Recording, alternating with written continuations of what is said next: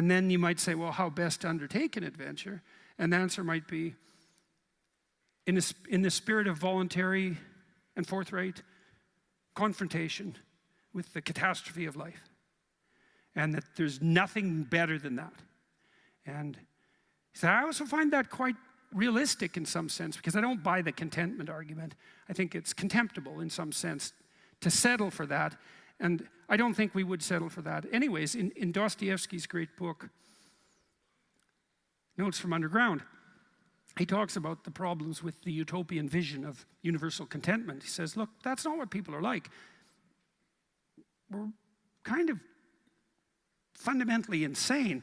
And if you just offered people the opportunity, he says, to eat cakes and sit in pools of warm bubbling water and busy themselves with the continuation of the species, and that was the paradisal vision, let's say, the first thing people would do would be to break that into bits just so that something compelling and adventurous would happen. That's what we're like. I think that's brilliant. It's a brilliant critique of, a kind of infantilized utopian vision.